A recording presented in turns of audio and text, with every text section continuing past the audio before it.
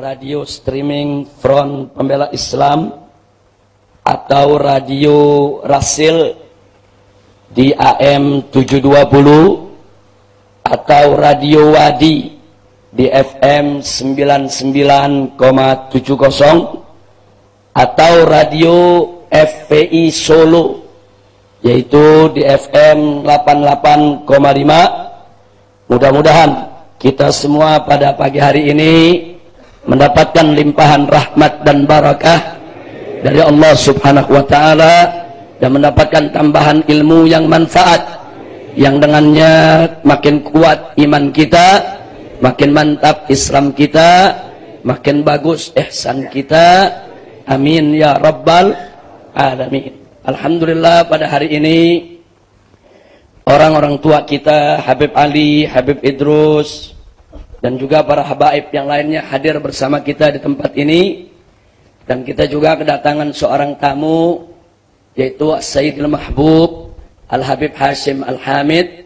Beliau datang dari Mukalla, Hadramut, Yaman, di mana beliau datang ke Indonesia ini merupakan utusan resmi dari sejumlah habaib di sana untuk mempelajari, yaitu berbagai kemungkinan dalam rangka untuk membangun satu pusat studi Islam di Indonesia yang dipelopori oleh Al-Habib Abu Bakar Al-Mashkur Al-Adani dan juga para habaib yang lainnya yang rencananya ke depan insya Allah, yaitu para habaib kita, para ulama, para mustaqafin, ulama-ulama habaib yang dikenal di Timur Tengah sana akan mencoba untuk membuka satu lembaga pendidikan mulai dari ibtidaiyah, tsanawiyah, aliyah sampai universitas, dan diupayakan supaya itu bisa menjadi benteng Ahlus Sunnah wal Jamaah, dan diupayakan juga majanan cuma-cuma untuk kaum muslimin.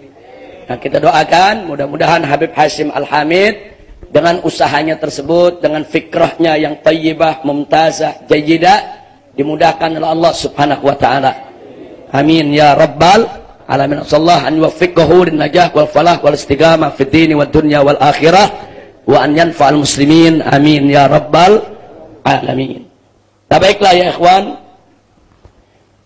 sebagaimana kita sama memaklumi bahwa di negeri kita Indonesia ini sekarang ini hampir semua pihak yang benar dan tidak benar semuanya mengaku Ahlus Sunnah wal Jamaah. Nah, sehingga membuat umat kebingungan. Yang maulid ngaku Ahlus Sunnah, yang tidak maulid ngaku Ahlus Sunnah. Yang mengkafirkan ibu bapak Nabi juga mengaku Ahlus Sunnah. Yang membolehkan tawassul, tabarruk, ziarah kubur mengaku Ahlus Sunnah. Yang mengharamkan ziarah, tawassul, tabarruk juga ngaku Ahlus Sunnah. Yang cinta kepada keluarga Nabi ngaku Ahlus Sunnah. Yang benci sama keluarga Nabi juga ngaku Ahlus Sunnah. Nah, jadi ini membuat akhirnya umat kebingungan. Ini Ahlus Sunnah yang mana? Nah, karena itu kita ingin ingatkan, sebagaimana Islam punya identitas dengan usuluddinnya, maka Ahlus Sunnah juga punya identitas dengan usul madhabnya.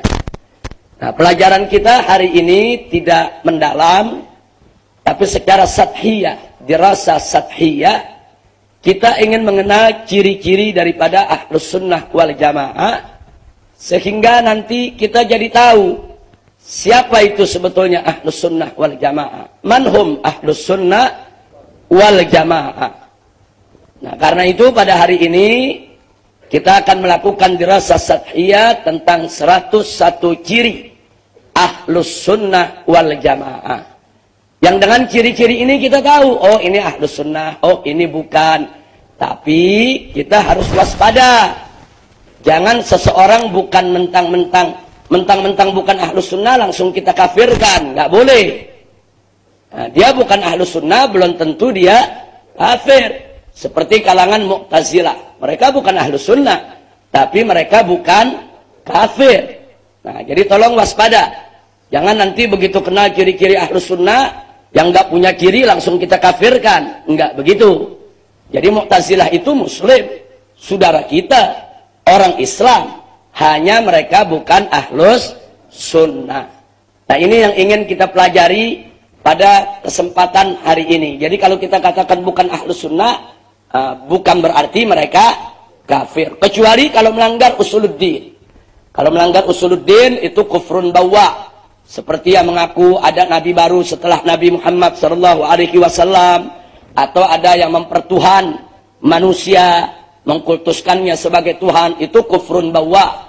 Itu mutlak kafir dan perlu memang harus kita kafirkan. Jadi kafirkanlah yang kafir dan jangan sekali-kali kita mengkafirkan yang bukan kafir.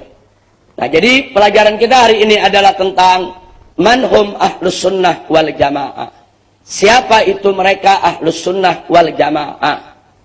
Nah, beberapa waktu yang lalu kita pernah menyampaikan pada majelis ini bahwa mazhab ahlus sunnah wal jamaah, madhab-madhab yang dikategorikan sebagai madhab ahlus sunnah wal jamaah, itu kita bagi menjadi dua. Ada madhab fikih, ada madhab akidah.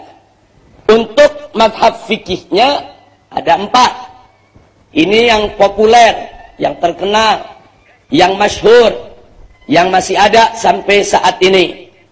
Yaitu yang pertama madhab Hanafi, yang kedua madhab Maliki, yang ketiga madhab Syafi'i, yang keempat madhab Hambali. Jadi kalau sudah disebut madhab Hanafi, Maliki, Syafi'i, Hambali, maka orang langsung terus tahu bahwa mereka adalah madhab ahlus sunnah. Jadi kalaupun kita di Indonesia mayoritas madhab Syafi'i, kita jangan nanti mengatakan di luar Syafi'i bukan ahlus sunnah. Tidak. Di luar Syafi'i pun ada yang ahlus sunnah, yaitu madhab Hanafi, Maliki, dan Hambali. Nah, adapun madhab akidah itu ada 3. Yang pertama al-Maturidiyah, yang kedua al-Asy'ariyah, yang ketiga al-Athariyah. Nah, ulama-ulama madhab Hanafi pada umumnya mereka ikut akidah Maturidiyah dari Imam Abu Mansur al-Maturidi. Sedangkan ulama-ulama madhab Maliki dan Syafi'i umumnya mereka ikut Asy'ariyah. Adapun ulama-ulama Hambali umumnya mereka ikut al-Athariyah. Jadi ini perlu kita mengenal mereka-mereka ini adalah madhab ahlus sunnah wal jamaah umuman, bil jumlah. Nah, kemudian masing-masing madhab ini punya mumayyizah, punya sedikit ciri yang umum, fil aglab, fil ghalib, yaitu di mana al-Maturidiyah, al-Asy'ariyah mereka ini umum dikenal ashabut ta'wil, walaupun mereka juga menggunakan tafwid. Jadi mereka banyak mentakwilkan ayat-ayat sifat yang berkaitan dengan sifat-sifat Allah Subhanahu wa ta'ala. Sedangkan al-Athariyah mereka dikenal sebagai ashabut tafwid. Ala kulli hal, at-tafwid wa ta'wil min madhabis salaf. At-tafwid wa ta'wil min madhabis salaf. Karena itu kita katakan di sini bahwa madhabus salaf at-tafwil wa tafwid kilahuma la budda ma'at tanzih. Jadi boleh kita takwil, boleh kita tafwid, tapi harus dengan tanzih, sehingga tidak ada tasbih, tidak ada tajsim, yaitu di dalam mensifatkan Allah Subhanahu wa ta'ala. Nah, ini umuman yang disebut dengan madhab ahlus sunnah wal jamaah. Jadi supaya kita kenal, jadi kalau besok dengar ada Maturidiyah, itu ahlus sunnah. Asy'ariyah itu ahlus sunnah. Al-Athariyah juga ahlus sunnah. Al-Athariyah ini biasanya disebut ahlul hadith atau ahlul atad. Nah, mereka ini juga termasuk ahlus sunnah. Baik, berikutnya langsung kita masuk ke pelajaran kita tentang ciri ahlus sunnah wal jamaah. Itu alamat ahlus sunnah wal jamaah. Kita bicara pertama dari seputar rukun Islam dan rukun iman. Sesuai dengan hadis, yaitu malaikat Jibril alaihi salam tentang Islam, iman dan ihsan. Kita pernah bahas di sini bagaimana malaikat Jibril datang kepada Nabi kemudian bertanya, "Akhbirni ya Muhammad anil Islam." Kemudian berikutnya, "Akhbirni anil iman." Yang berikutnya, "Akhbirni anil ihsan." Ini hadis Jibril alaihissalam. Nah, melalui hadis ini, melalui jawaban yang diberikan oleh Nabi, maka Ahlus Sunnah sepakat bahwa rukun Islam itu ada 5. Dan ini merupakan ciri pertama daripada Ahlus Sunnah wal Jamaah. Yang kedua, bahwa rukun iman ada 6. Ini ciri kedua daripada Ahlus Sunnah wal Jamaah. Jadi kalau ada kelompok manapun yang mengatakan rukun Islam bukan 5, rukun iman bukan 6, kurang atau lebih, mereka bukan Ahlus Sunnah wal Jamaah. Tapi apakah mereka kafir? Belum tentu. Tergantung substansinya, isinya. Melanggar akidah atau tidak. Atau tergantung. Nah, seperti umpamanya, di dalam rukun Islam kita, rukun Islam Ahlus Sunnah, yang pertama adalah mengucapkan 2 kalimat syahadat. Yang kedua baru sholat. Nah, ada mazhab di luar Ahlus Sunnah, mereka melihat rukun Islam yang pertama sholat. Syahadatain menurut mereka, 2 kalimat syahadat itu masuk masalah keimanan, bukan masuk rukun Islam. Ini namanya perbedaan sistematika, perbedaan redaksional. Nggak boleh kita kafirkan. Kecuali kalau dia tolak 2 kalimat syahadat. 2 kalimat syahadat bukan bagian dari ajaran Islam, kafir. Tapi kalau dia nggak tolak, dia katakan kami terima 2 kalimat syahadat. Nah, itu memang merupakan syarat mutlak orang untuk menjadi seorang muslim. Cuman menurut kami, itu bukan rukun Islam yang pertama. Itu bagian daripada keimanan. Rukun Islam yang pertama, sholat. Maka dia tidak kafir. Makanya saya kaget, kadang-kadang ada orang mengkafirkan, oh, kalau susunan rukun Islamnya beda, kafir. Enggak begitu, saudara. Itu rumus dari mana? Makanya saya agak sedikit terkejut melihat fatwa yang dikeluarkan MUI. Di antara dia jabarkan tentang aliran-aliran sesat yang ada di luar Islam, itu soal rukun iman dan rukun Islam. Nah, kalau beda, itu dianggap di luar Islam. Enggak begitu. Kalau menentang, ya. Umpamanya, rukun Islam kita yang pertama, 2 kalimat syahadat. Ada mazhab lain mengatakan 2 kalimat syahadat masuk daripada bagian iman. Berarti dia nentang tidak? Enggak nentang. Kalau enggak nentang, enggak boleh dikafirin. Itu cuma beda susunan. Itu namanya perbedaan redaksi, perbedaan sistematika. Kecuali kalau dia katakan 2 kalimat syahadat itu bukan bagian dari ajaran Islam. Enggak perlu, kafir, mutlak, kufrun bawah. Nah, jadi tolong dibedakan. Nah, baiklah, saya nggak mau bicara panjang lebar soal mazhab lain. Yang jelas Ahlus Sunnah wal Jamaah, arkanul Islam khamsatun, wa arkanul iman sittatun. Nah, jadi kalau ada rukun Islam di luar daripada yang 5 kita sebutkan ini, atau rukun iman di luar daripada yang 6, berarti yang bersangkutan bukan Ahlus Sunnah. Ini ciri. Apapun mazhab kita, kita mau mazhab Maliki, mau mazhab Syafi'i, mau mazhab Hambali, mau mazhab Hanafi, rukun Islam dan rukun imannya sama. Ahlus Sunnah sama, tidak ada beda rukun Islam dan rukun iman mereka. Baik, sekarang kita masuk, masih ciri Ahlus Sunnah wal Jamaah seputar sumber hukum Islam. Berdasarkan firman Allah dalam surat An-Nisa ayat 59. Wallahu subhanahu wa ta'ala qala, ya ayyuhalladzina amanu athi'ullaha wa athi'ur rasul wa ulil amri minkum. Fa in tanaza'tum fi syai'in farudduhu ilallahi war rasul. Dalam ayat ini Allah menyatakan, hai orang-orang yang beriman, ati Allah, taatilah Allah. Nah, ulama Ahlus Sunnah sepakat mentaati Allah berarti mentaati firman-Nya, hukumnya, aturannya, ajarannya yang tertuang di dalam Al-Quran. Maka itu Ahlus Sunnah wal Jamaah sepakat. Berdasarkan ayat ini, Sumber hukum Islam yang pertama adalah Al-Quran. Berarti ini merupakan ciri Ahlus Sunnah yang ketiga. Tadi dua sudah. Rukun Islam dan rukun iman. Nah kemudian dalam ayat ini wa ati'ur Rasul, dan taatilah Rasulullah sallallahu alaihi wasallam. Mentaati Rasulullah berarti kita mengikuti, yaitu ucapannya, perbuatannya, tindakannya, keputusannya, ajarannya, tuntunannya, yang semua tertuang di dalam hadis, di dalam as-sunnah. Maka itu Ahlus Sunnah sepakat, sumber hukum Islam yang kedua setelah Al-Quran adalah as-sunnah. Ini ciri Ahlus Sunnah yang keempat.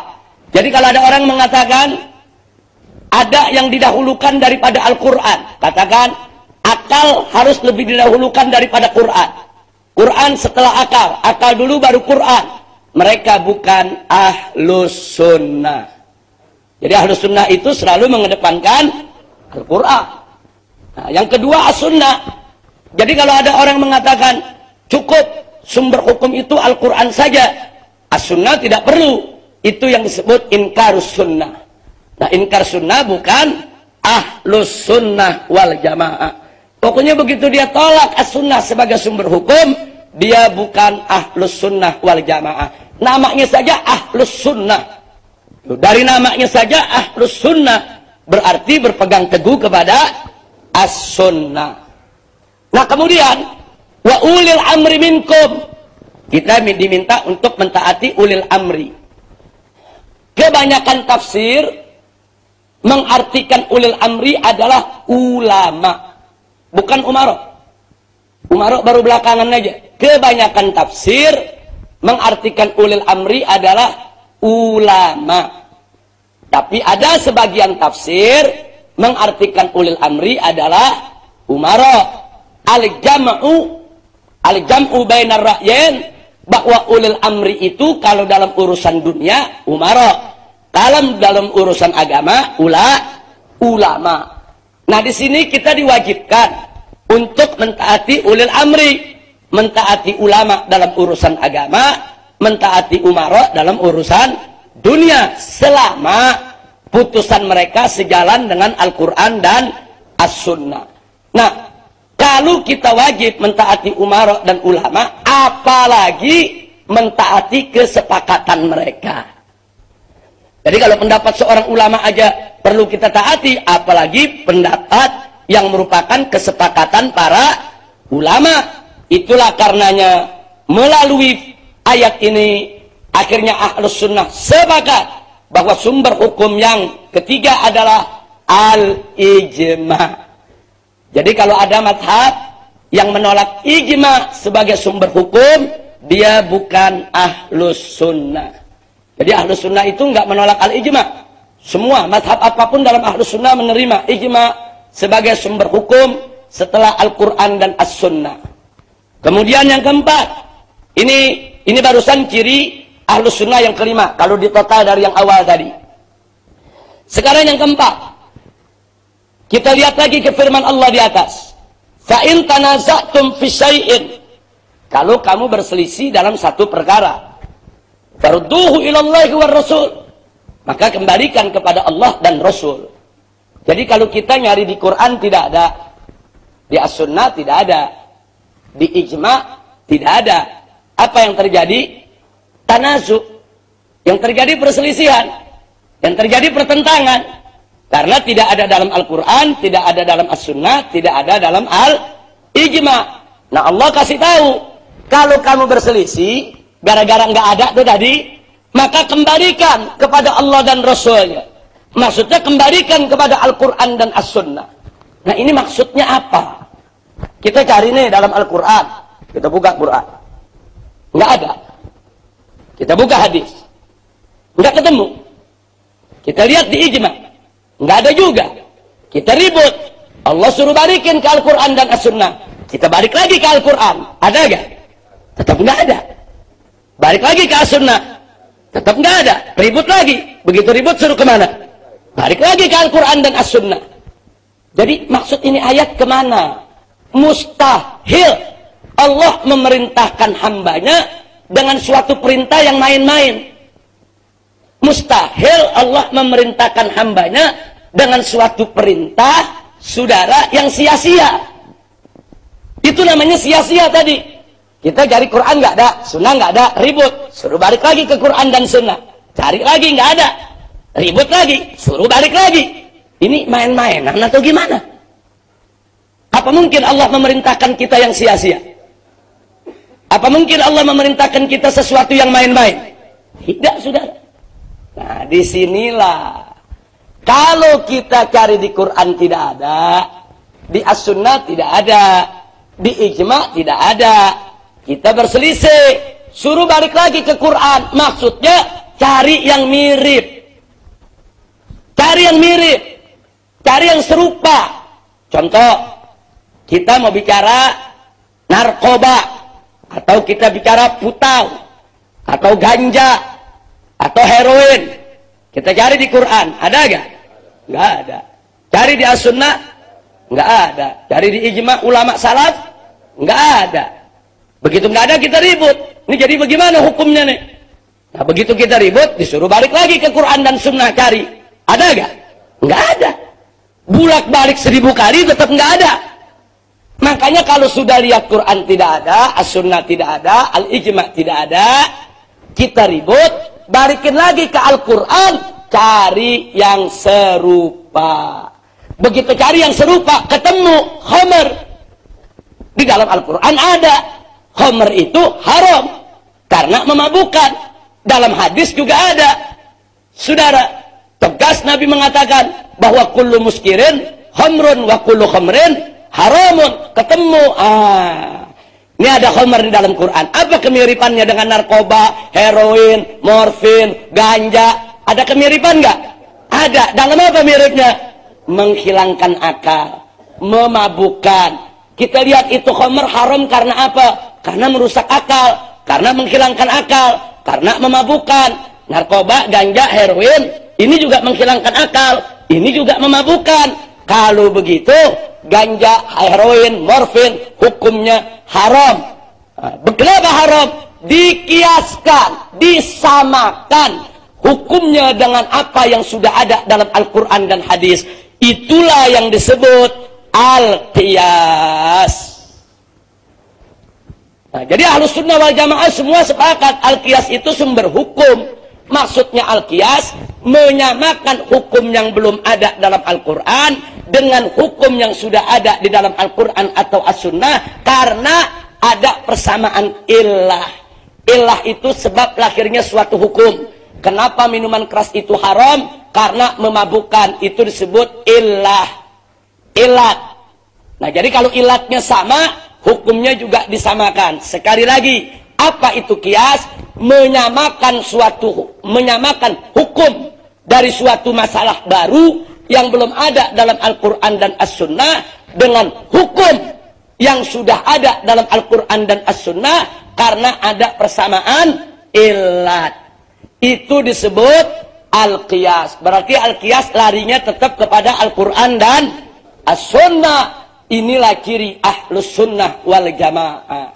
Jadi kalau ada mazhab yang mengatakan qiyas bukan sumber hukum, maka dia bukan Ahlus Sunnah.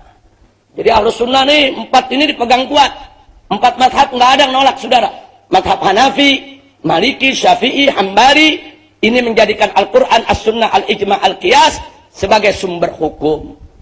Makanya kadang-kadang maaf, istiarat sebentar. Saya kaget ayat Al-Quran yang kita tulis ini dijadikan dalil oleh kelompok anti madhab. Jadi mereka bilang apa? Allah berfirman, fa in tanaza'tum fi syai'in farudduhu ila Allahi war Rasul. Mau ngapain kita bermadhab?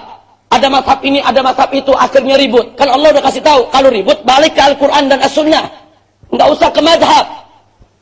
Ini ayat bukan ayat anti madhab, saudara. Ini salah menggunakan. Coba Anda perhatikan di tengah-tengah masyarakat kita, ada nggak yang suka bicara begitu? Kita jangan bermadhab-madhab. Madhab itu mencah belah umat. Kenapa kita beda-beda pendapat? Kan Allah udah kasih tahu, fa in tanaza'tum fi syai'in farudduhu ilallahi war rasul. Kalau kamu ini berselisih tentang suatu perkara, balikin ke Allah dan Rasul, balikin ke Quran dan Sunnah. Kalau mazhab ini berselisih, kita balikin ke Al-Quran Sunnah. Nggak usah bermazhab, cukup kita berpegang kepada Al-Quran dan Sunnah saja. Saudara, ini salah menggunakan dalil. Ini ayat bukan ayat anti mazhab. Ini ayat baca dari awalnya. Ya ayyuhalladzina amanu atiullah wa atiur rasul wa ulil amri minkum fa in tanaza'tum fi syai'in farudduhu ilallahi war rasul.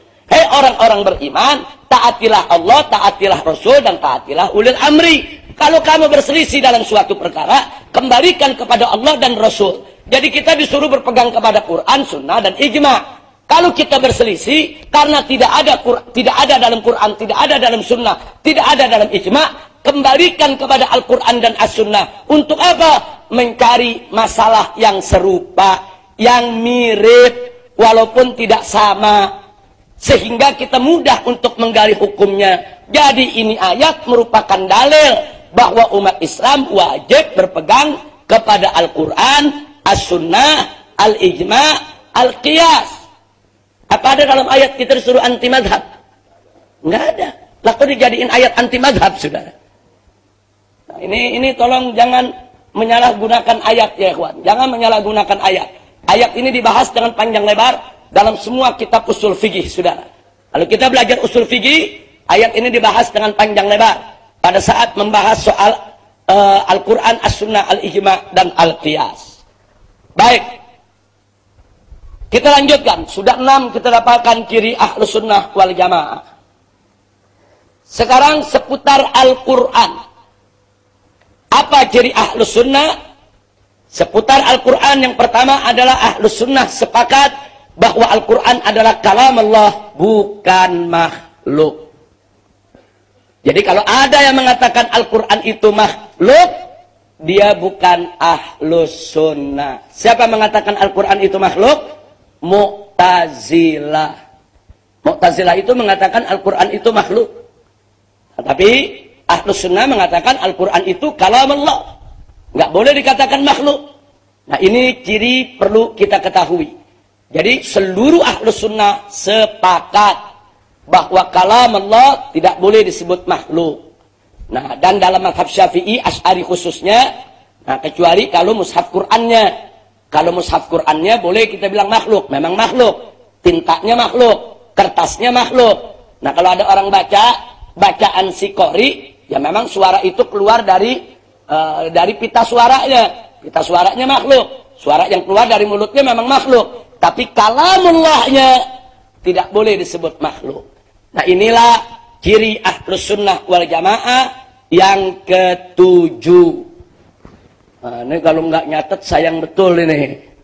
Nah, tapi paling nggak kalau yang nggak nyatet bisa merekam. Ya kalau nggak ngerekam nanti ya berarti nunggu bulan depan baru ada rekamannya. Baik, yang kedua masih tentang Al-Quran. Ahlus Sunnah sepakat bahwa redaksi dan makna Al-Quran datang dari Allah. Tidak sekali-kali diterjemahkan oleh Nabi Muhammad.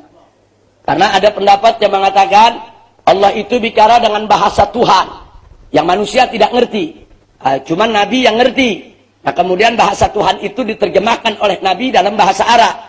Tapi begitu ditanya bahasa Tuhannya bahasa apa, yang ngomong sendiri nggak tahu bahasa apa.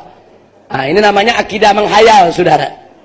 Nah kita kalau bicara akidah dalilnya mesti qat'i dari Al-Quran atau As-Sunnah, jangan menghayal. Nggak boleh kita menghayal. Nah ini yang perlu kita ketahui. Jadi Ahlus Sunnah sepakat redaksi dan makna Al-Quran datang dari Allah. Ini ciri Ahlus Sunnah yang ke-8. Pokoknya kalau ada mengatakan di luar ini, berarti dia bukan Ahlus Sunnah wal Jamaah. Nah, apalagi kalau ada yang mengatakan Al-Quran itu hasil kong kali kong Muhammad dan sahabat. Ini bukan Ahlus Sunnah, kafir.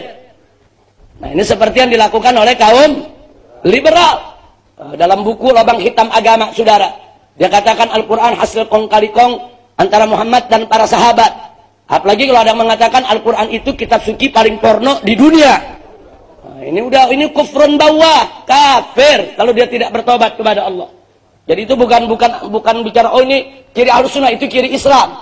Nah, kalau Ahlus Sunnah, saudara, ya tentunya bagian daripada Islam. Baik, yang ketiga, masih seputar Al-Quran. Ahlus Sunnah wal Jamaah sepakat Al-Quran itu kamil. Kamil artinya sempurna. Artinya Al-Quran tidak kurang satu ayat pun juga. Jadi kalau ada yang mengatakan Al-Quran itu kurang atau lebih, maka dia bukan Ahlus Sunnah. Hati-hati saudara, ini prinsip. Bahkan ini bukan prinsip Ahlus Sunnah lagi, prinsip Islam. Bahwa Al-Quran itu kamil. Kalau ada mengatakan Al-Quran itu kurang, Al-Quran itu lebih, Al-Quran yang ada sekarang ini di tangan umat Islam sudah tidak otentik, sudah tidak asli, itu bagi Ahlus Sunnah bukan Ahlus Sunnah, tapi kafir, keluar dari Islam.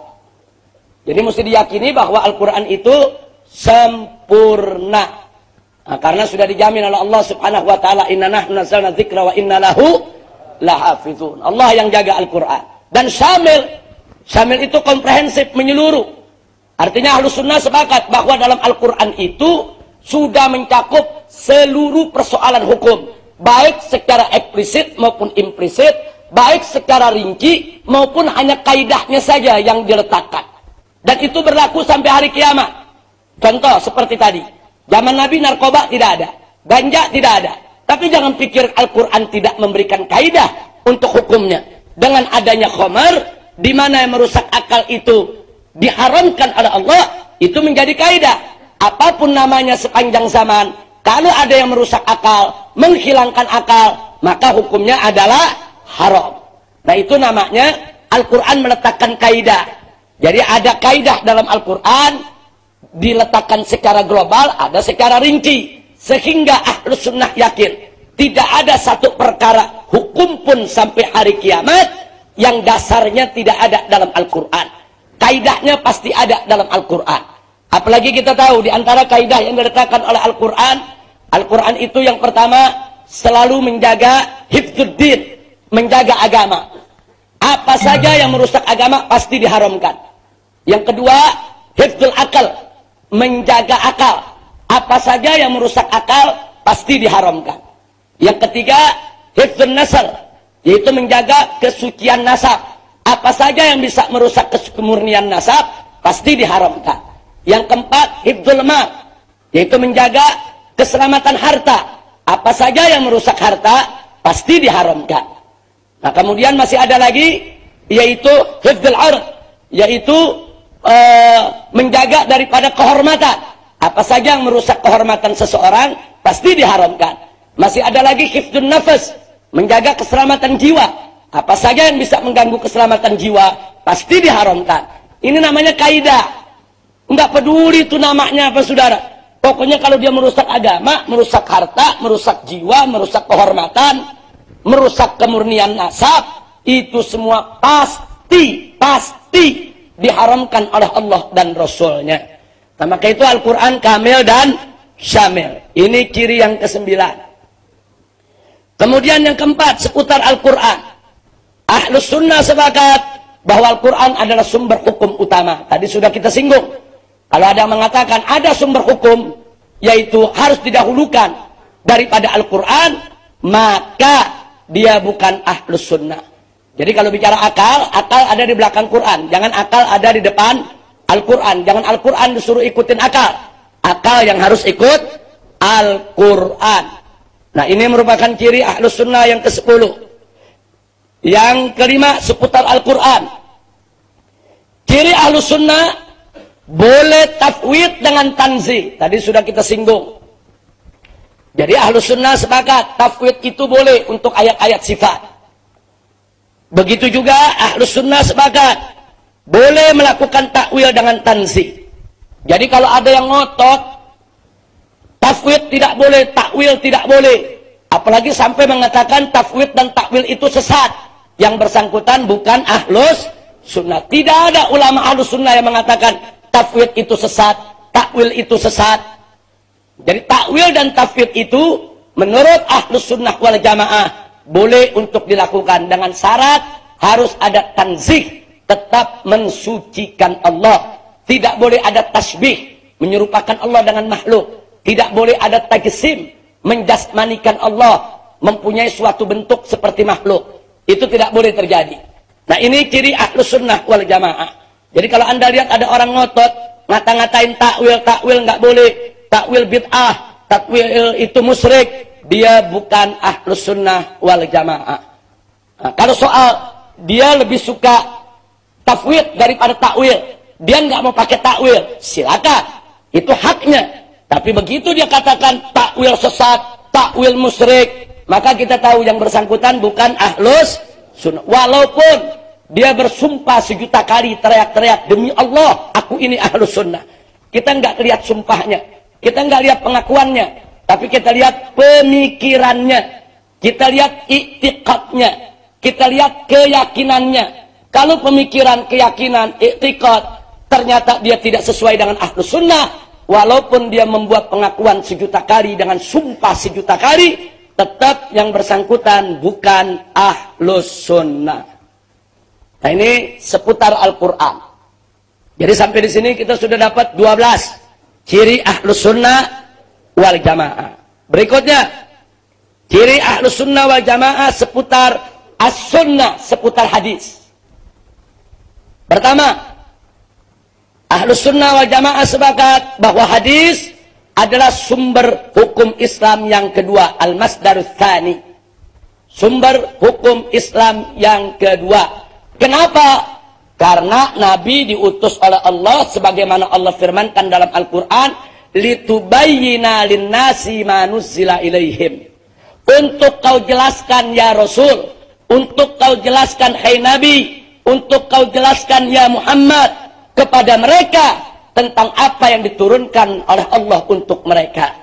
Litubayyina linnas, untuk kau jelaskan. Nah, manusia yang paling paham isi kandungan Al-Quran adalah Nabi Muhammad sallallahu alaihi wasallam. Kenapa? Karena wahyu itu diberikan oleh Allah kepada beliau. Beliau yang terima langsung itu wahyu melalui malaikat Jibril, sehingga beliau yang paling paham isi kandungan Al-Quran. Karena itu manusia yang paling berhak untuk menafsirkan Al-Quran adalah Nabi. Jadi jangan coba-coba tafsir kita mengalahkan tafsir Nabi. Jangan coba-coba penjelasan kita mengalahkan penjelasan Nabi. Tafsir Nabi diutamakan, penjelasan Nabi diutamakan. Selain itu datang setelah Nabi sudah ada. Nah, ini yang nggak boleh kita lupa. Nah, inilah ciri Ahlus Sunnah yang ke-13. Yang berikutnya, Ahlus Sunnah sepakat bahwa hadis mutawatir bersifat qat'i. Hadis mutawatir bersifat qat'i. Maksudnya sampainya dari Nabi kepada kita mutlak benar, pasti benar, mustahil salah. Tidak mungkin itu berita bohong. Jadi pokoknya kalau udah qat'i mutlak, itu betul-betul Nabi mengatakan sedemikian rupa. Jadi kalau hadis mutawatir jangan coba-coba kita tolak. Hadis mutawatir itu sesuatu yang mutlak benar, pasti benar bahwa Nabi memang bersabda seperti itu. Itu mutawatir. Qat'i dari segi subut, dari segi wurud. Ini sepakat Ahlus Sunnah wal Jamaah. Nah, ini merupakan ciri yang ke-14. Kemudian yang berikutnya, yaitu bahwa hadis ahad bersifat dhonni. Meyakinkan dan harus kita yakini, tapi tidak mencapai derajat qat'i. Nah, ini hadis ahad bersifat dhonni. Sehingga di sini timbul berbagai macam perbedaan untuk orang tidak sembarangan saling mengkafirkan dalam persoalan hadis ahad. Kalau hadis mutawatir ditolak kafir, saudara. Nah, sedangkan hadis ahad ini ada rincian. Saya tidak akan membahas di sini mendalam, kecuali mereka yang belajar secara khusus. Ini kita bahas secara mendalam setiap poinnya. Tapi di pengajian ini dirasa sathiyah. Nah, baik, ini ciri Ahlus Sunnah yang ke-15. Kemudian yang berikutnya, Ahlus Sunnah wal Jamaah sepakat bahwa hadis sahih atau hadis hasan adalah dalil untuk hukum dan akidah. Pokoknya suatu hadis kalau sudah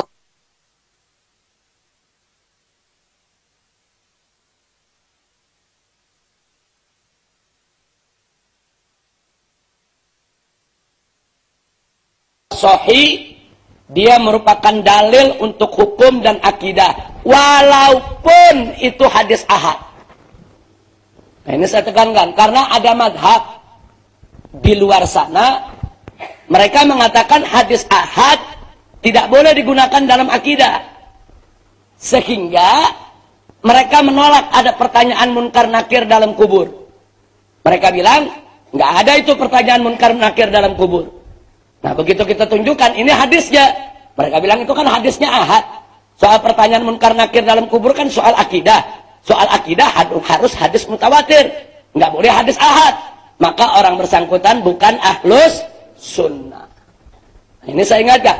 Ahlus sunnah wal jamaah meyakini bahwa hadis ahad kalau sudah merupakan hadis sahih wajib dijadikan dalil dalam akidah. Maka itu ahlan sahlan ya marhaba fadhal ya habib.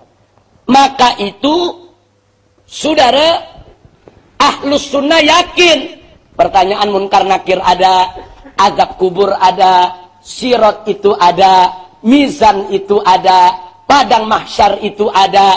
Yakin ahlus sunnah wal jamaah. Walaupun hadisnya ahad.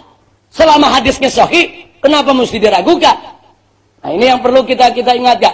Nah, tapi ada kelompok di luar sana, saudara, salah satu organisasi Islam di luar daripada ahlus sunnah yang ada di Indonesia, nah, itu berpendapat siksa kubur nggak ada. Nah, kemudian dia berpendapat juga bahwa pertanyaan munkar nakir nggak ada. Alasannya karena hadisnya ahad, walaupun itu hadis sahih. Karena menurut mereka dalam urusan akidah harus pakai hadis mutawatir. Berarti mereka ahlus sunnah bukan? Bukan. Saya ingatkan, ini ciri. Ini jadi kita mesti tahu. Nah, jangan cuma gegap gempita ahlus sunnah ikut pergerakan, tapi masuknya ke organisasi yang nggak seakidah sama dia. Nah, ini ngawur ini. Kalau Anda ahlus sunnah, masuk organisasi yang ahlus sunnah. Nah, jadi supaya tidak mulakbat pemahaman kita nantinya. Karena organisasi-organisasi itu juga ada visi misi, mereka juga ada keyakinan-keyakinan, ada standar ajaran-ajaran. Soal kita saling hormat, kita saling hormat.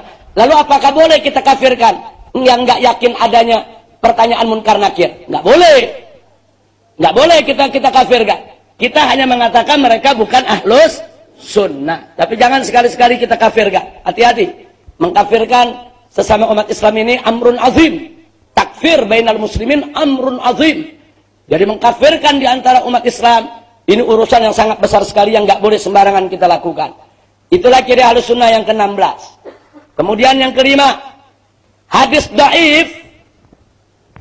Nah, jadi saya kumpulkan di sini yang ahlus sunnah sepakat atau yang mayoritas ahlus sunnah sepakat, saudara. Sehingga pendapat yang mayoritas tadi mu'tabar inda ahlus sunnah wal jamaah, diakui secara representatif mewakili ahlus sunnah wal jamaah. Nah, soal hadis dhaif, pendapat yang representatif mewakili ahlus sunnah wal jamaah yang diakui oleh berbagai kalangan mazhab adalah bahwa hadis dhaif selama dhaifnya tidak parah boleh dijadikan dalil dalam manaqib dan fadailul a'mal. Tapi dalam akidah nggak boleh. Dalam hukum yang fatal nggak boleh. Tapi dalam soal manaqib, fadailul a'mal, amal-amal sunnah boleh. Nah, jadi kalau ada yang ngotot-ngotot saudara yang menggunakan dalil dhaif dalam bab manaqib, fadailul a'mal, ahli bid'ah, sesat, musyrik, dia bukan ahlus sunnah. Nggak ada ahlus sunnah. Betul, di antara ulama ahlus sunnah ada yang berpendapat bahwa hadis dhaif walaupun dalam manaqib dan fadailul a'mal tetap tidak boleh digunakan. Ada, tapi mereka tidak mensesat-sesatkan saudara ulama yang lain yang membolehkan hadis dhaif dipakai sebagai dalil dalam manaqib dan fadailul a'mal. Jadi tolong dibedakan ini sikap. Kita berbeda pendapat nggak apa-apa. Yang fatal kalau kita sudah saling mengkafirkan sesama umat Islam. Nah, inilah ciri ahlus sunnah wal jamaah yang ke-17. Nah, berikutnya masih seputar as-sunnah. Ciri ahlus sunnah wal jamaah, hadis maudhu bukan hujjah. Sepakat. Ahlus sunnah wal jamaah sepakat hadis maudhu. Maudhu itu hadis palsu. Hadis palsu tidak boleh dijadikan dalil. Jadi kalau ada orang ngotot ngaku ahlus sunnah, tapi hadis palsu semua dijadikan dalil, dia bukan ahlus sunnah. Kecuali kalau dia tidak tahu Kalau tidak tahu dikasih tahu bahwa hadis yang Anda gunakan itu palsu. Tapi kalau dia sudah tahu itu hadis palsu, ngotot, tetap dijadikan sebagai hujah, dia bukan ahlus sunnah wal jamaah. Hati-hati ya ikhwah. Nah inilah ciri ahlus sunnah yang ke-18. Kemudian berikutnya, semua sahabat adil dalam riwayat. Ini prinsip ahlus sunnah wal jamaah. As-sahabat kulluhum udul. Tapi jangan salah paham. As-sahabat kulluhum udul bukan berarti sahabat itu maksum. Jangan salah paham. Bukan berarti sahabat itu tidak punya salah, tidak punya dosa. Bukanlah berarti sahabat itu maksum, suci, sebagaimana maksumnya Nabi. Tidak begitu, saudara. Ahlus sunnah hanya mengatakan mereka adil dalam riwayat, dalam arti kata mereka di dalam meriwayatkan apa yang mereka dapat dari Nabi, tidak ada yang berdusta. Tidak ada yang berdusta atas nama Nabi. Tidak ada satu sahabat pun terbukti dia berdusta menggunakan nama Nabi, saudara. Ini yang dimaksud adil. Nah, kenapa Ahlus Sunnah mempertahankan ini? Sebab sahabat itu adalah fondasi penyampaian riwayat, baik Al-Quran maupun hadis. Kita ini dapat Al-Quran, dapat hadis dari Nabi kepada kita melalui siapa? Sahabat. Kalau sahabatnya kita jelekin, kalau sahabatnya kita tajrik, kalau sahabatnya kita tidak percaya, maka Al-Quran dan As-Sunnah akan ikut cacat, saudara. Karena datang dari orang-orang yang cacat. Ini yang mesti kita hati-hati, saudara. Jadi kalau ada orang nyerang sahabat, sebetulnya dia langsung atau tidak langsung, itu menyerang daripada fondasi Al-Quran dan As-Sunnah. Al-Quran sampai kepada kita dari Nabi melalui sahabat. As-Sunnah sampai dari Nabi kepada kita melalui sahabat. Nah kalau sahabatnya udah nggak dipercaya, bagaimana? Berarti Al-Quran dan As-Sunnahnya rubuh, saudara. Ikut rontok. Nah ini yang mesti kita hati-hati waspada. Makanya Ahlus Sunnah sangat hati-hati soal ini. Jadi Ahlus Sunnah mengatakan tidak ada sahabat yang berbohong atas nama Nabi. Nah kalau ada sahabat yang berbohong atas Nabi, buktikan. Sahabat yang mana, kapan, di mana, hadis yang mana. Nggak pernah terbukti satupun, saudara. Semua hanya analisa, kira-kira, suudzon, dan lain sebagainya. Jadi sekali lagi, as-sahabat kulluhum udul, semua sahabat adil, maksudnya adil fir riwayah. Nah bukan berarti mereka itu maksum, bukan. Kalau ada juga yang mengatakan sahabat Nabi semua maksum, tidak ada dosa, bukan Ahlus Sunnah, saudara. Karena nggak ada Ahlus Sunnah yang punya pendapat macam itu. Jadi kalau ada mengatakan sahabat Nabi semuanya maksum, semuanya seperti Nabi, nggak ada dosa, semua bersih. Nah kalau ada yang berpendapat begitu, dia tidak mewakili Ahlus Sunnah wal Jamaah. Baik, ini ciri Ahlus Sunnah yang ke-19. Yang berikutnya, tadi sudah kita sebut tidak mentajrih sahabat. Nah, jadi ada ilmu namanya ilmu jarah wa ta'dil. Nah, ilmu jarah wa ta'dil maksudnya suatu ilmu yang mempelajari tentang nilai. Nilai seseorang itu bisa dipercaya atau tidak dipercaya dalam meriwayatkan hadis. Nah, kadang-kadang ada orang ini disebut orang ini baik, orang ini bagus, orang ini bisa dipercaya. Saudara, itu namanya ta'dil. Ada koreksi-koreksi, tapi ada juga tajrih. Tajrih itu orang itu dianggap cacat, dianggap nggak dipercaya. Nah, maka itu di sini karena semua sahabat adil dalam riwayat, maka tidak dibenarkan mentajrih sahabat. Jadi ilmu jarah wa ta'dil hanya berlaku tabaqat tingkatan setelah sahabat. Setelah sahabat, mereka boleh bicara al-jarah wa ta'dil. Tapi di tabaqat sahabat, mereka tidak lagi bicara tentang tajrih sahabat yang manapun juga, saudara. Nah kemudian dari situ maka perlu kita tahu bahwa Ahlus Sunnah menerima hadis riwayat sahabat. Nggak ada yang ditolak kalau riwayat sahabat, saudara. Nah yang mereka periksa adalah rawi di bawah sahabat. Karena rawi di bawah sahabat bisa jadi mereka itu benar, bisa jadi bohong, bisa jadi yang di bawah sahabat itu tidak bagus dalam hafalannya. Tapi untuk di tingkat sahabat, semua sahabat diterima riwayatnya. Karena semua sahabat adil dan tidak boleh mentajrih sahabat. Nah kemudian yang berikutnya, barusan yang ke-21 ciri Ahlus Sunnah. Yang berikutnya, setelah Al-Quran bagi Ahlus Sunnah, kitab yang terbaik adalah Bukhari dan Muslim. Tapi jangan salah paham, bukan berarti Bukhari Muslim dua imam ini maksum. tidak punya dosa, tidak punya salah. Enggak ada Ahlus Sunnah yang mengatakan begitu. Sahabat Nabi aja tidak maksum, apalagi Imam Bukhari dan Muslim. Imam Bukhari dan Muslim manusia biasa yang tidak luput dari kritik. Kitab Bukhari pun dikritik, kitab Muslim pun dikritik.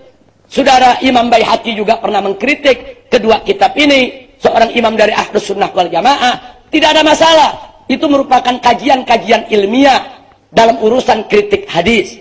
Tapi sungguh pun Bukhari Muslim tidak luput dari kritik. Tetap keduanya merupakan kitab yang terbaik min ba'dil Qur'anil Karim, setelah Al-Qur'anul Karim. Jadi kalau ada yang menolak Bukhari, menolak Muslim, berarti bukan Ahlus Sunnah. Ini kita bicara kiri, saudara. Jadi kiri Ahlus Sunnah itu jelas. Itu kiri yang ke-22. Nah, kemudian kita lanjut seputar akidah. Seputar akidah kiri Ahlus Sunnah.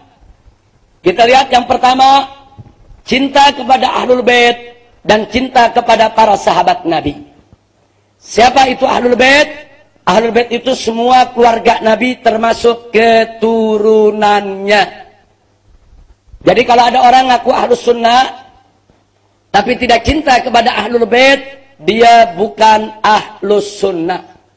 Jadi Imam Abu Hanifah sangat cinta kepada Ahlul Bait. Bahkan Imam Abu Hanifah termasuk penyokong pemberontakan yang dilakukan oleh Imam Zaid. Saudara, Imam Zaid, putra daripada Imam Ali Zainal Abidin, melakukan pemberontakan kepada pemimpin yang zalim.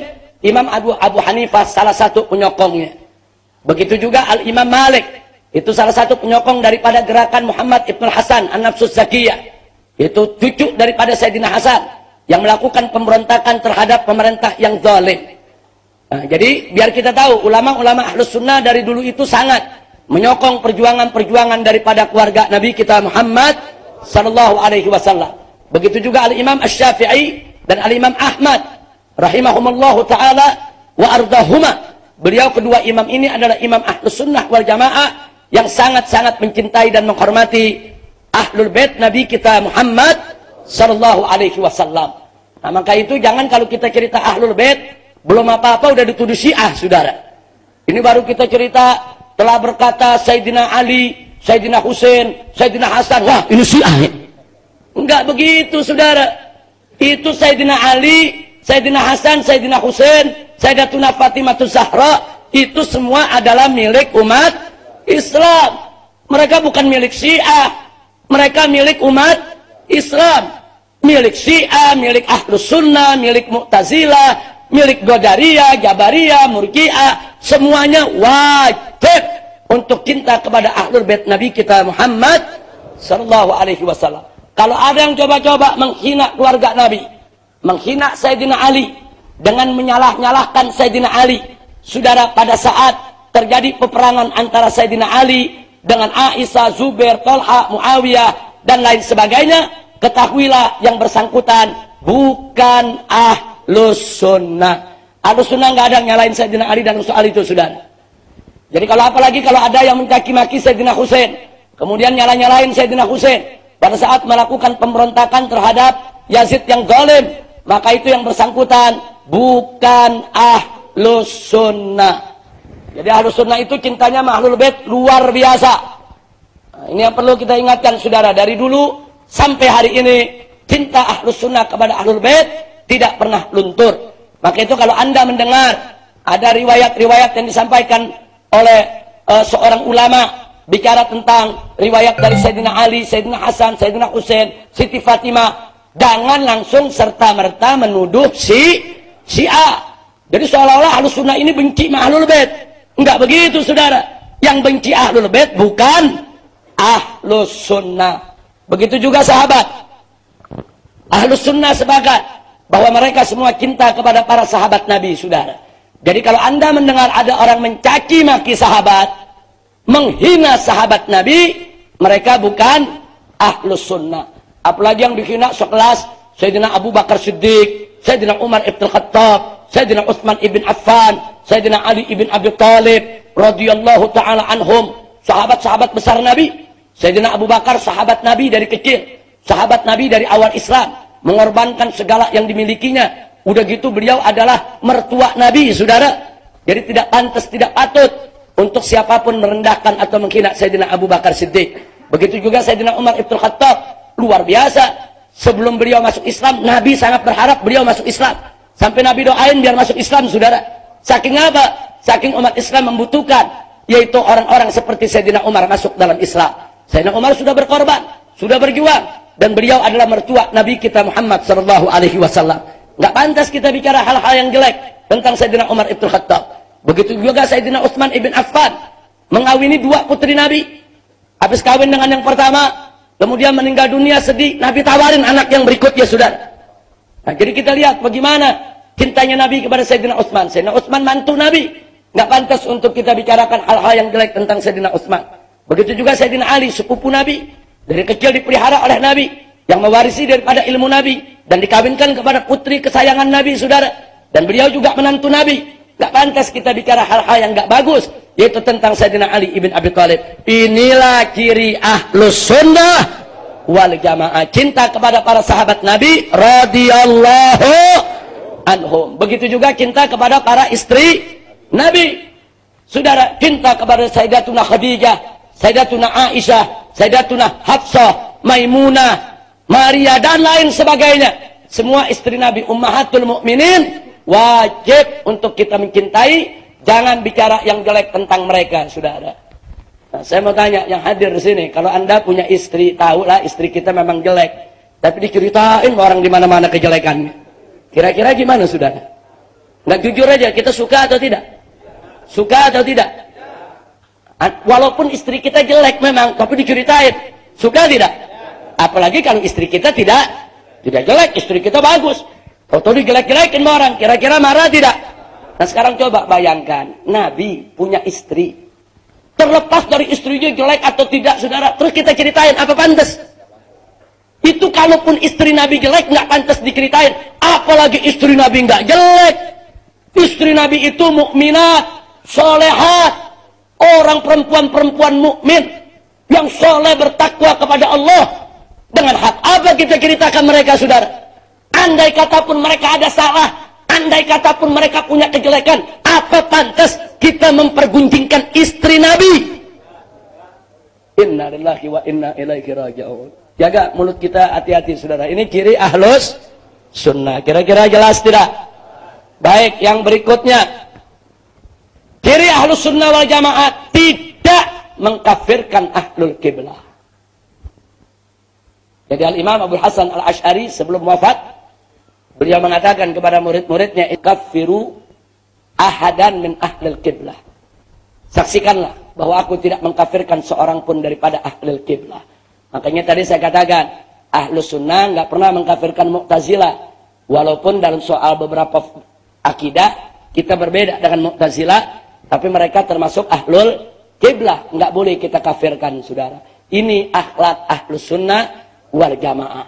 Ini Mu'tazilah mengatakan Al-Quran makhluk. Beda akidah dengan ahlus sunnah. Nggak ada ahlus sunnah mengkafirkan Mu'tazilah. Zaman sekarang gara-gara maulid orang dikafirin. Ini apa pasalnya, saudara? Ini menunjukkan kedangkalan ilmunya, kedangkalan pengetahuannya, kedangkalan pemahamannya soal Islam. Dia tidak bisa membedakan mana usul, mana furu. Seenaknya mengkafir-kafirkan orang. Ziarah kubur dikafirkan, tawassul dikafirkan, tabarruk dikafirkan, saudara. Padahal itu masalah khilafiyah dalam furu'ul akidah antara ulama ahli sunnah wal jamaah. Ini Mu'tazilah sudah jelas-jelas berbeda dengan ahli sunnah wal jamaah. Nggak ada ahli sunnah mengkafirkan mereka. Nah, jadi hati-hati, jangan sembarangan kita mengkafirkan mazhab di luar ahlus sunnah, kecuali yang kufrun bawa. Kecuali yang terang-terangan kafir, menuhankan seseorang, atau mengakui ada Nabi setelah Nabi Muhammad, wajib untuk kita kafirkan, saudara. Nah, tapi kalau tidak sampai batas itu, nggak boleh sembarangan untuk kita kafirkan. Inilah ciri ahlus sunnah wal jamaah yang ke-24. Kemudian yang berikutnya, ahlus sunnah percaya dan yakin ada siksa kubur dan ada nikmat kubur, saudara. Jadi kalau ada yang mengatakan siksa kubur tidak ada, nikmat kubur tidak ada, adanya nanti siksa akhirat. Jadi selama belum kiamat, belum ada siksa akhirat, siksa kubur nggak ada. Maka mereka bukan ahlus sunnah. Jadi ahlus sunnah wajib percaya dengan siksa kubur dan nikmatnya. Bahwa inna adzabal qabri haqqun wa na'imal qabri haqqun. Nah, kemudian yang berikutnya, percaya adanya as-sirat, adanya mizan, timbangan, adanya padang mahsyar. Ini ciri ahlus sunnah yang ke-26. Ahlus sunnah nggak berbeda soal itu. Jadi al-iman itu adanya bis-sirat wal mizan wal mahsyar, itu anda ahlus sunnah wal jamaah. Kemudian yang berikutnya, saudara, ahlus sunnah sepakat bahwa boleh untuk ziarah, tawassul dan tabarruk. Nggak ada perbedaan di antara ahlus sunnah soal itu, saudara. Nah, kalaupun perbedaan, mereka hanya berbeda dalam tafasil, rincian-rincian hukum. Tapi bil jumlah tidak ada perbedaan. Jadi kalau ada mengatakan ziarah kubur haram, musyrik, bid'ah, dolalah, bukan ahlus sunnah, saudara. Oh, alasan mereka apa? Karena ziarah kubur itu nyembah kuburan. Saya mau tanya, ziarah kubur menyembah kuburan sama atau beda? Sama atau beda? Apa ada ahlus sunnah membolehkan nyembah kuburan? Menurut ahlus sunnah nyembah kuburan halal atau haram? Haram, saudara. Haram kita menyembah kuburan, saudara. Nggak boleh. Ini kita bicara bukan menyembah kuburan. Ziarah kubur orang Islam. Itu ajaran Nabi. Nabi mengatakan dalam hadis sahih, kuntu nahaitukum an ziyaratil kubur, al'an ala fazuruha. Dulu aku larang kalian daripada ziarah kubur, sekarang ziarahlah kalian ke kuburan. Berarti ajaran Nabi bukan? Ajaran Nabi. Sepakat ahlus sunnah, saudara. Nah, jadi jangan-jangan diputar balik. Kalau nyembah kuburan haram. Nggak ada perbedaan di antara ahlus sunnah. Tapi ziarah kubur masyru'ah, disyariatkan. Begitu juga tawassul dan tabarruk. Ini ciri ahlus sunnah wal jamaah yang ke-27. Saya tidak mau rincikan lagi, sebab tawassul kalau dirinciin bisa 2 jam. Tabarruk dirinciin bisa 2 jam. Belum dalil-dalilnya dengan berbagai macam perbedaan. Tapi insya Allah nanti ada saatnya kita bahas satu persatu di sini. Tawassul kita jadikan bab sendiri, tabarruk kita jadikan pelajaran sendiri. Insya Allah. Baik, yang berikutnya, ciri ahlus sunnah yang ke-28. Membagi 2 bid'ah. Bid'ah itu ada yang hasanah, ada yang sayyi'ah.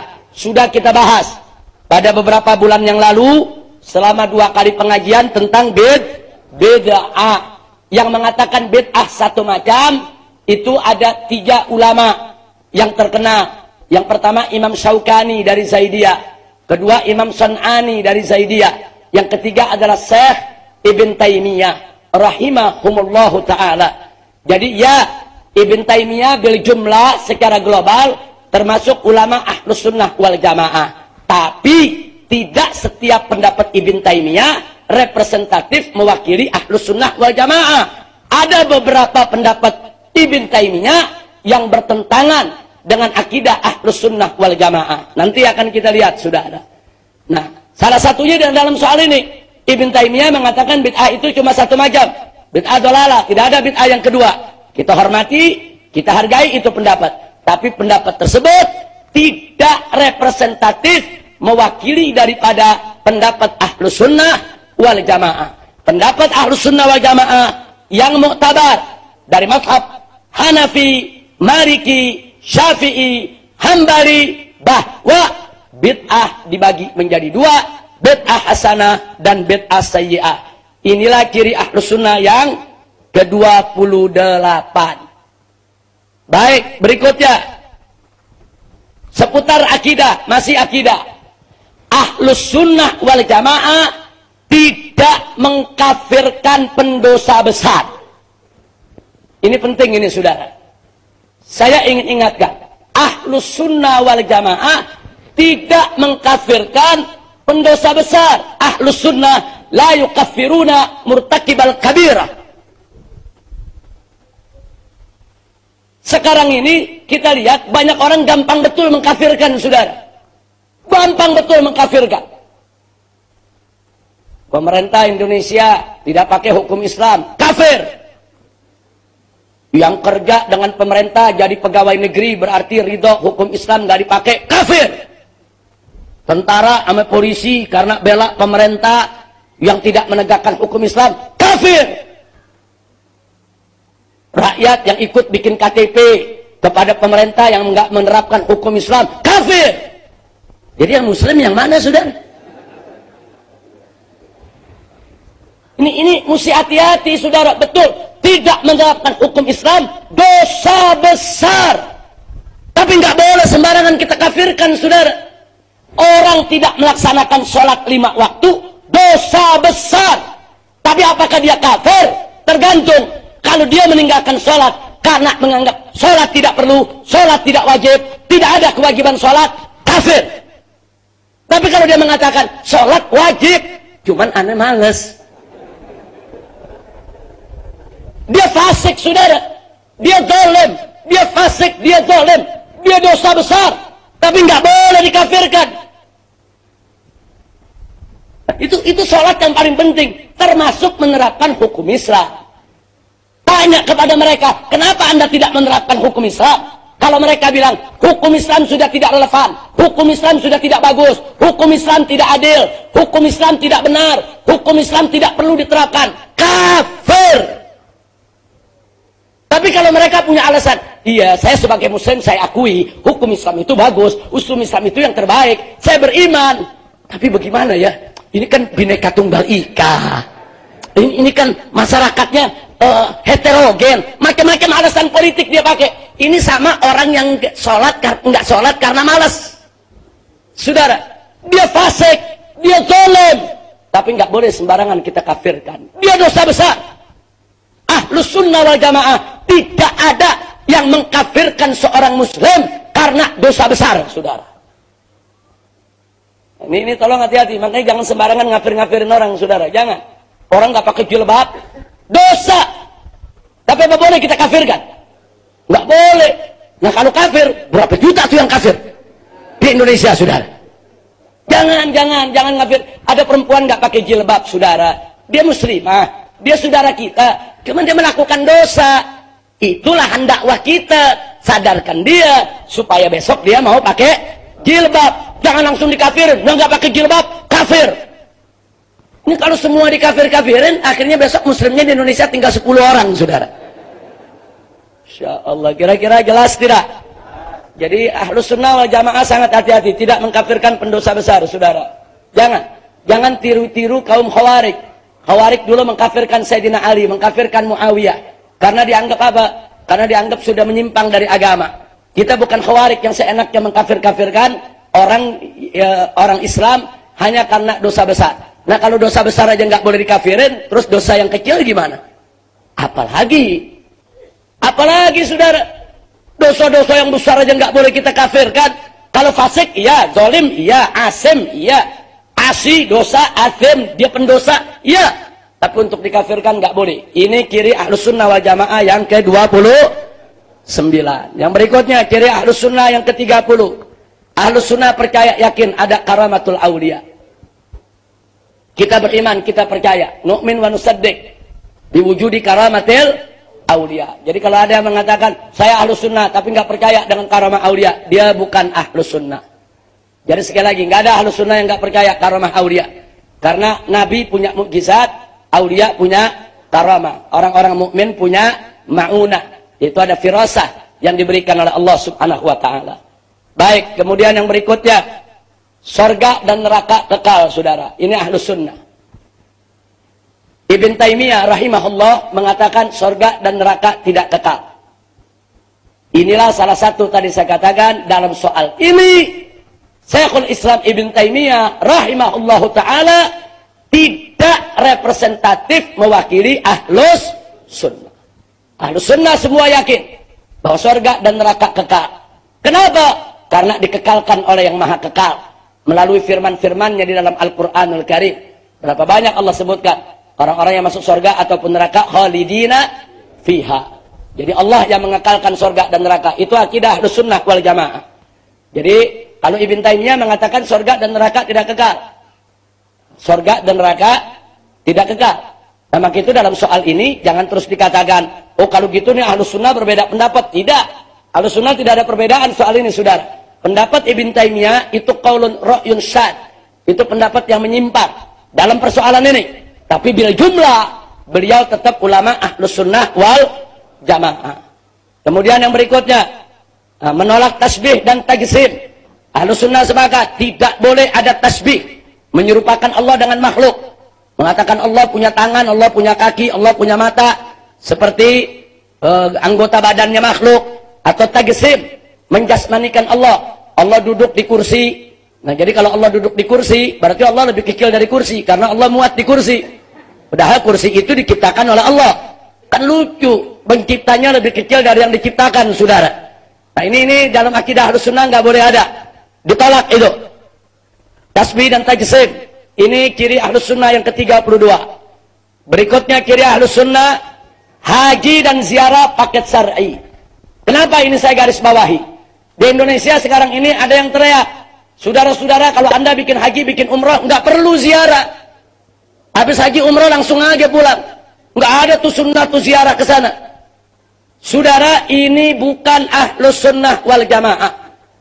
Kita dianjurkan, seluruh ulama-ulama Ahlus Sunnah wal Jamaah menganjurkan, siapa yang melakukan haji dari negeri-negeri lain, jangan lupa untuk ziarah, baik ke masjid Nabi maupun ke kubur Nabi kita Muhammad sallallahu alaihi wasallam. Kalau ziarah masjid, sepakat ulama, la tasuddur rihal illa ila salatati masajid. Jadi jangan kita kencangkan perbekalan kita, saudara, kecuali ketiga masjid.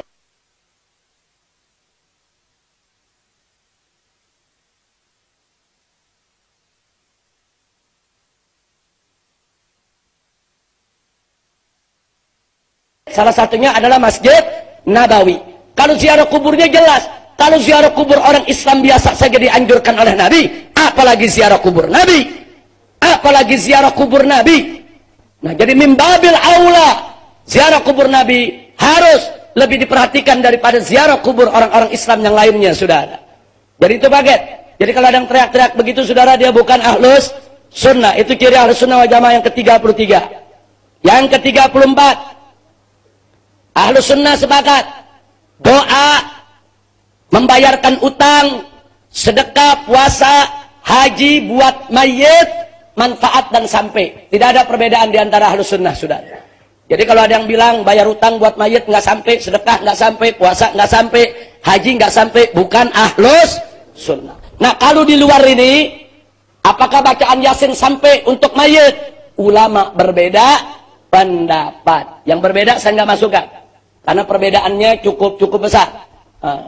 Tapi dalam mazhab Syafi'i, saudara, yang muktabar bahwa membaca bacaan Al-Quran untuk mayit manfaat dan sampai. Alhamdulillah. Baik, sekarang seputar Ahlul Bait. Kita perhatikan. Ahlus Sunnah wal Jamaah sepakat bahwa Nabi memiliki dzurriyyah, memiliki keturunan. Jadi kalau ada orang ngaku Ahlus Sunnah mengatakan Nabi nggak punya keturunan karena anak Nabi perempuan, yang laki meninggal dari kecil, jadi keturunan Nabi tidak ada, dia bukan Ahlus Sunnah. Anda perlu tahu bahwa pada saat putra Nabi yang laki-laki meninggal dunia, orang-orang kafir di Mekah bersorak-sorai, saudara, gembira, mereka mencela Nabi. Apa mereka bilang? Muhammad abtar, Muhammad terputus keturunannya. Orang kalau nggak punya anak laki, turunan terputus, orang Arab bilang abtar, itu bahasa untuk menghina, saudara.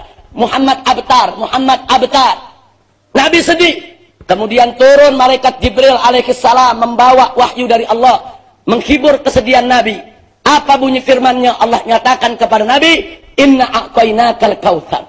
Sesungguhnya telah kami berikan kepada engkau al-kautsar. Kalau kita kaitkan dengan sababun nuzul, yang dimaksud al-kautsar di sini adalah keturunan yang banyak. Tapi kalau kita kaitkan dengan makna lughah, bukan hanya keturunan yang banyak, tapi semua nikmat yang banyak, saudara. Tapi kalau kita lihat sababun nuzul, saudara, ini berkaitan dengan celaan terhadap Nabi. Makanya di akhir surat dikatakan inna syani'aka huwal abtar. Sesungguhnya yang membencimu, yang mencelamu, mereka yang abtar, mereka yang terputus keturunannya, bukan kau ya Muhammad. Berarti ini jaminan keturunan Nabi terputus tidak? Nah, kalau keturunan Nabi tidak terputus, padahal Nabi tidak punya anak laki, kecuali meninggal masih kecil, maka turunan Nabi berasal daripada putrinya. Dan itu Nabi sampaikan. Nabi yang mengatakan, saudara, bahwa setiap nasab seseorang, saudara, itu ikut bapaknya, kecuali waladai Fatimah, kecuali putra daripada Fatimah, fa'ana abuhum, maka aku adalah ayah mereka. Kenapa Nabi mengatakan begitu? Karena sudah ada jaminan daripada surat Al-Kautsar. Jadi itu akidah Ahlussunnah, saudara. Enggak ada Ahlussunnah mengatakan Nabi enggak punya keturunan. Nabi punya keturunan, yaitu daripada anak-anak Sayyidatuna Fatimah Zahra radhiyallahu taala anha. Jadi kalau ada mengatakan Nabi tidak punya keturunan, saudara, mereka bukan Ahlus Sunnah. Kemudian yang berikutnya, Ahlus Sunnah sepakat bahwa zuriyah Nabi berasal dari Sayyidatuna Fatimah. Barusan sudah kita sebutkan, saudara, itu yang ke-36. Dari mana turunan Nabi? Dari Sayyidatuna Fatimah. Kemudian Ahlus Sunnah juga sepakat, saudara, bahwa zuriyah Nabi termasuk Ahlul Bait. Jadi kalau ditanya Ahlus Sunnah siapa itu Ahlul Bait, mereka berbeda-beda pendapat tentang Ali Muhammad. Ada mengatakan Ali Muhammad itu semua Bani Hashim, ada mengatakan termasuk Bani Muttalib, ada mengatakan dengan berbagai macam pendapat. Tapi menariknya semua sepakat bahwa turunan Nabi termasuk Ahlul Bait. Ini adalah akidah Ahlus Sunnah wal Jamaah, saudara. Itu ciri yang ke-37. Ciri yang ke-38, mengakui dua hadis taqrir. Dalam riwayat Bukhari disebutkan, Nabi mengatakan bahwa aku meninggalkan dua peninggalan yang berat kepada kamu sekalian, kitab Allah was sunnati, yaitu Al-Quran dan sunnahku. Dalam riwayat Muslim, Nabi menyebutkan, aku tinggalkan dua peninggalan untuk kamu sekalian, yaitu kitab Allah wa itrati ahli baiti, yaitu Al-Quran dan keturunanku ahlul baitku. Nah, ini kalau Ahlus Sunnah dua-dua diambil, saudara. Artinya apa? Nggak ada satu hadis diambil, satu lagi dibuang, saudara. Nah, sekarang ini muncul kelompok yang ngambil cuman Bukhari saja. Kitab Allah wa sunnati, kitab Allah wa itratinya dibuang di tong sampah, saudara. Ada juga kelompok yang sebaliknya. Kitab Allah wa itrati diambil, yang sunnati dia buang juga, saudara. Ahlus Sunnah tidak begitu. Ahlus Sunnah menyatakan dua-dua hadis sahih dan wajib diamalkan. Artinya bahwa Nabi meninggalkan Al-Quran dan As-Sunnah sebagai penjelas isi kandungan Al-Quran. Selanjutnya Nabi meninggalkan zuriyahnya, Ahlul Baitnya, untuk memelihara, menjaga, membela, menegakkan, memperjuangkan daripada penegakan Al-Quran dan As-Sunnah. Makanya keturunan Nabi dari zaman ke zaman sampai hari ini tidak akan pernah luput, tidak akan pernah kosong dari orang-orang yang selalu berjuang untuk membela Al-Quran dan As-Sunnah, saudara. Zaman mana yang kosong? Nggak ada. Setiap zaman pasti ada keturunan Nabi yang bela Al-Quran, bela As-Sunnah. Kenapa? Inilah amanat Nabi. Aku tinggalkan kepada kalian dua peninggalan yang maha berat, Al-Quran, As-Sunnah, dan aku punya keluarga. Ada apa dengan keluarganya? Karena keluarganya akan jaga itu sampai hari kiamat, saudara. Alhamdulillahirabbil alamin. Itu yang ke-38. Nah, kemudian yang berikutnya, ciri Ahlus Sunnah yang ke-39, mengakui keutamaan Ahlul Bait. Keluarga Nabi itu punya keutamaan, bukan untuk dibangga-banggakan, bukan untuk disombong-sombongkan. Tapi umat Islam pun jangan coba-coba menolak keutamaan Ahlul Bait, saudara. Karena menolak keutamaan Ahlul Bait berarti menolak isi kandungan Al-Quran dan As-Sunnah. Keutamaan keluarga Nabi ada dalam Al-Quran, ada dalam As-Sunnah. Kita tidak perlu, tidak butuh dengan hadis-hadis palsu. Hadis-hadis sahih lebih dari cukup yang menunjukkan daripada keutamaan Ahlul Bait. Ahlus Sunnah semua mengakui Ahlul Bait punya keutamaan, keluarga Nabi punya keutamaan, punya fadail. Tidak ada ulama Ahlus Sunnah yang menolak itu. Kalau ada orang ngaku Ahlus Sunnah mengatakan Ahlul Bait sama aja dengan yang lain, nggak punya keutamaan, nggak ada fadailnya, biasa-biasa aja, maka dia bukan Ahlus Sunnah. Apalagi kalau dia ngajarin benci sama keluarga Nabi. Ini musuhnya Ahlus Sunnah, saudara. Baik, yang berikutnya, ciri Ahlus Sunnah wal Jamaah yang ke-40, saudara. Mengakui ibu dan ayah Nabi tidak kafir. Tapi ada segelintir ulama Ahlus Sunnah yang mengatakan ibu bapak Nabi kafir. Kita hargai itu pendapat, kita hormati itu pendapat, tapi pendapat tersebut tidak mewakili Ahlus Sunnah wal Jamaah. Di antara mengatakan ibu bapak Nabi kafir itu Ibn Taimiyah dan pengikutnya. Kita hormati mereka sebagai saudara-saudara muslim kita, tapi pendapat Ibn Taimiyah dalam perkara ini atau siapapun yang mengatakan dalam perkara ini tidak representatif mewakili daripada akidah Ahlus Sunnah wal Jamaah. Ini seputar Ahlul Bait, ciri Ahlus Sunnah wal Jamaah yang ke-40. Baik, ciri Ahlus Sunnah wal Jamaah seputar sahabat yang ke-41. Semua Ahlus Sunnah wal Jamaah sepakat bahwa kaum Muhajirin dan kaum Ansor adalah sahabat Nabi. Semua Muhajirin dan Ansor yang ketemu Nabi, beriman kepada Nabi, meninggal dunia dalam keadaan mukmin, mereka semua adalah sahabat Nabi. Tidak ada perbedaan pendapat di antara ulama Ahlus Sunnah, saudara. Yang kedua, mereka yang ketemu Nabi atau lihat Nabi dan berakhlak bagus. Semua ulama Ahlus Sunnah sepakat mereka adalah sahabat Nabi. Yang mereka berbeda, bagaimana yang ketemu Nabi, lihat Nabi, masuk Islam, mati dalam keadaan Islam, tapi sejarah hidupnya tidak bagus, akhlaknya tidak baik. Ini yang ulama Ahlus Sunnah berbeda pendapat, saudara. Yang berbeda saya nggak masukkan. Saya masukkan hanya yang sepakat atau yang mayoritas sepakati, saudara, sebagai ciri Ahlus Sunnah wal Jamaah.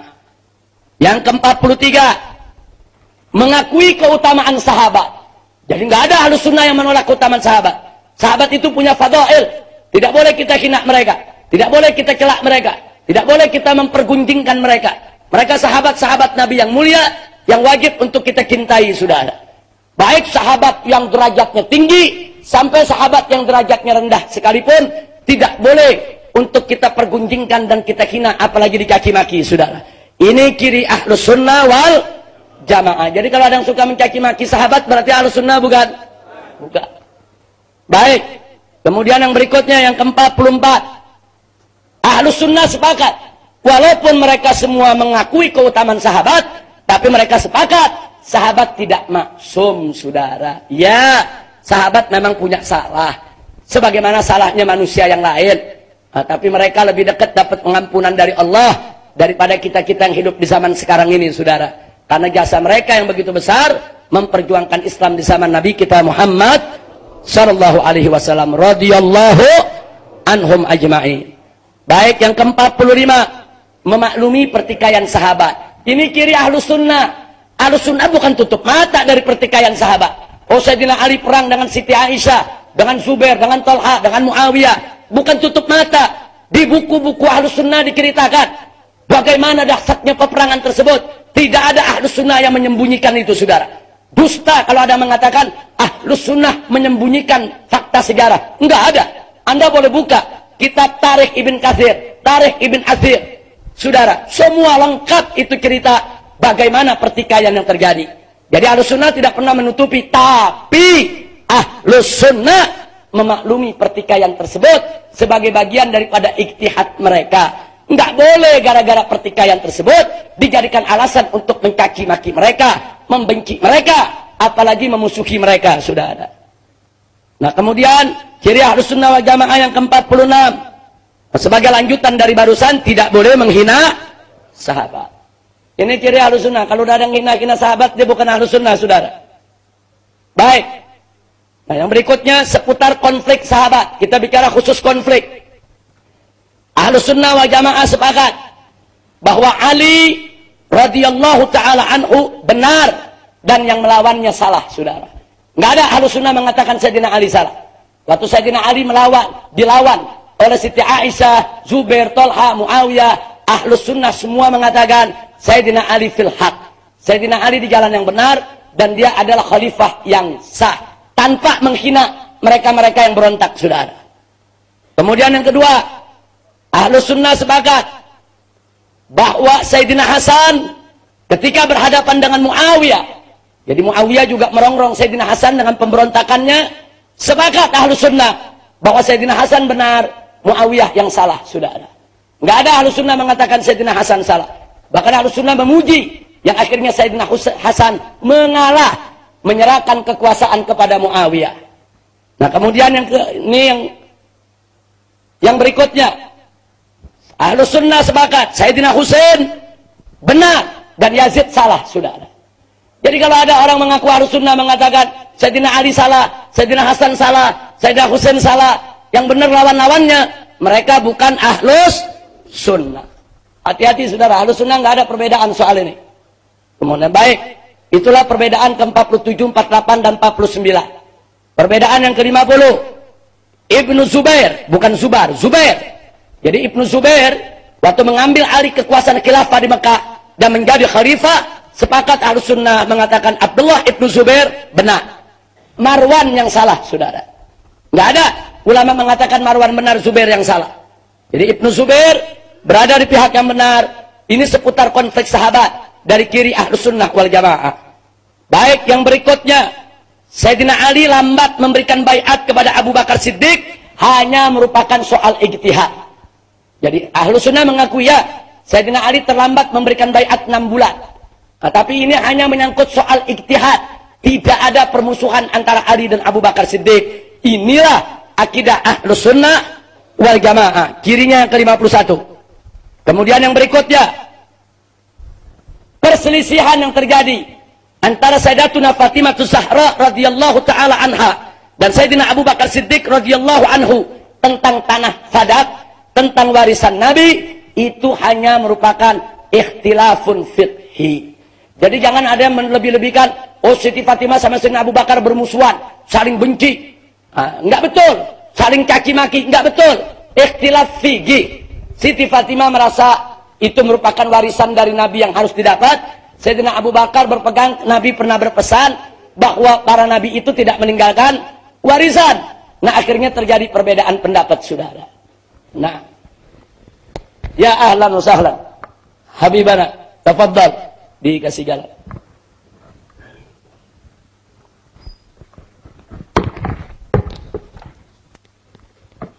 Ahlan wa sahlan, ya marhaba, barakallahu fiik. Masya Allah, fadal Habib. Ahlan wa sahlan, ya marhaba, barakallahu fiik.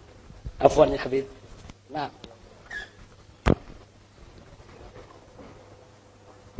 jadi selamat datang kepada guru kita Al-Muhtaram Al-Mukarram Sayyidil Walid Al-Habib Ali bin Sahil, hafizahullah ta'ala wa ra'ah, famatanallahu bituli hayatih wa nafa'ana bi'ulumih fid dini wa dunya wal akhirah, amin ya rabbal alamin. Taqabbalallahu minna wa minkum fataqabbal ya karim. Nah, jadi yang berikutnya saudara, bahwa perbedaan antara Sayyidina Ali, Sayyidina Abu Bakar, Siti Fatimah dalam pandangan Ahlussunnah wal Jamaah itu merupakan umurun ijtihadiyah. Mereka tetap saling cinta, mereka saling hormat, mereka tidak saling benci, saling mencaci maki satu dengan yang lainnya. Alhamdulillah. Kira-kira sampai sini jelas tidak? Sudah berapa? Judulnya 101. Sisanya bulan depan. Iya, 101 ciri Ahlussunnah wal Jamaah. Tapi kira-kira dengan 52 ini paham tidak? Sudah kelihatan yang namanya Ahlussunnah? Baik. Nah, silakan. Jadi ini yang perlu kita ketahui, berarti masih sisa separuh lagi. Sebab kalau saya terusin bisa sampai jam 2 Anda.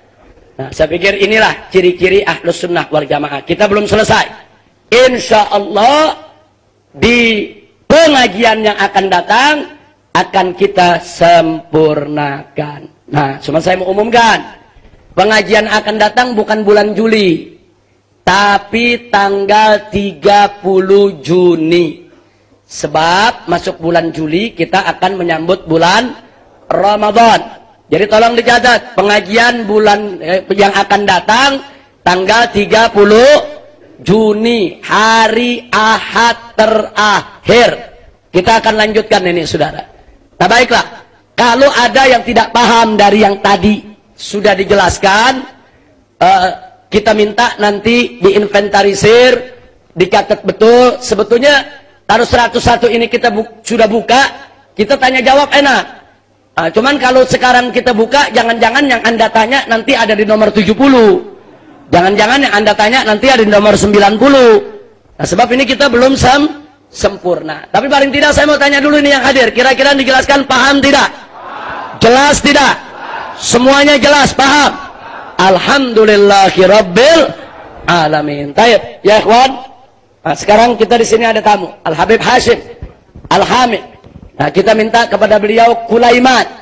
Nah, untuk kita semua soal Ahlus Sunnah wal Jamaah, biar kita jadi natamassak bi aqidati Ahlus Sunnah wal Jamaah dan kita ada mentakfir bainal muslimin. Insya Allah. Taib.